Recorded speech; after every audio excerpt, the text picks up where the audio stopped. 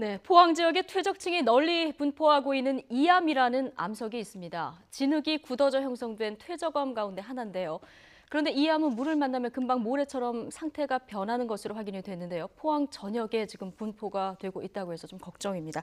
취재 기자 연결해서 자세한 내용 좀 들어보겠습니다. 이윤재 기자. 네, 포항시청에 나와 있습니다. 네, 진흙이 굳어져서 생겼다는 이 이암이라는 암석, 이 어떤 건지부터 좀 설명을 해주시죠. 네, 화면 보면서 먼저 설명을 좀 드리겠습니다. 예. 왼쪽에 있는 돌이 왼쪽에 있는 돌이 포항 장성동에서 지난 2007년 채취한 이암이고 오른쪽은 풍화암인데요. 이암은 겉으로 보기에는 단단해 보입니다. 이렇게 두드려보고 가볍게 던져봐도 아무런 문제가 없어 보이는데요.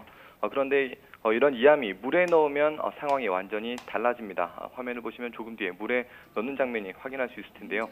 물에 들어가는 순간 모양이 흐트러지고 금세 조각이 떨어져 나가는 것을 알 수 있습니다. 지금 물에 들어가는 장면을 보셨는데요. 보시는 것처럼 금세 조각이 떨어져 나가고 기포가 생기는 것도 알 수 있습니다. 이렇게 물에 20분 정도만 담갔다가 꺼내면 손으로도 쉽게 부서질 정도로 굳기가 약해집니다. 옆에 있는 풍화암과 비교하면 한눈에 봐도 차이가 있고 돌이라고 부르기도 어려운 수준입니다. 그렇군요. 자, 그러면 이윤재 기자, 이게 저희가 어렸을 때 미술 시간에 찰흙 만들게 하지 않습니까? 찰흙을 만들어서 약간 굳었을 때 그 느낌, 그 정도 느낌보다 좀 단단하다 이렇게 생각을 하면 될까요? 네, 그렇게 보시면 될 것 같습니다. 예. 자, 그러면 이암이 포함된 퇴적층이 지금 포항에 많이 분포가 돼 있다. 이게 지금 문제가 되는 거죠? 네, 그렇습니다. 포항 동쪽 지역에는 진흙이 쌓여 만들어진 이암으로 이뤄진 퇴적층이 많습니다. 이번 지진의 진앙이었던 흥해 지역의 이름만 봐도 알 수 있는데요. 흥할, 흥해, 바다해. 그러니까 이 지역에도 예전에는 바다와 맞닿은 지역이었습니다. 하천과 바다가 만나는 지역, 그러니까 가는 모래나 뻘 같은 퇴적물이 많은 곳 위에서 농사를 짓고 건물을 지은 곳입니다. 포항 해안 주변의 땅은 이런 이암이 포함된 퇴적층이 상당히 넓게 분포하고 있다는 것입니다. 예. 말씀드린 것처럼 실험에 이용된 이암 조각도 이번 지진 피해가 컸던 포항 장성동에서 지난 2007년 채취한 것입니다. 예, 그럼 이렇게 이암이 많이 분포하고 있는데 이번 지진으로 액상화까지 또 진행이 됐으니 이게 문제가 될 수 있겠군요.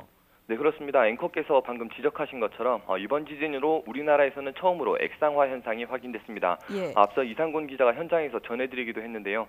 집안을 이루는 흙과 안반이 물과 섞여 물렁물렁해지는 것을 액상화 현상이라고 합니다. 화면에 보이는 것처럼 지표로 분출된 모래와 물이 액상화 현상의 결과물, 그 증거라고 할 수 있습니다.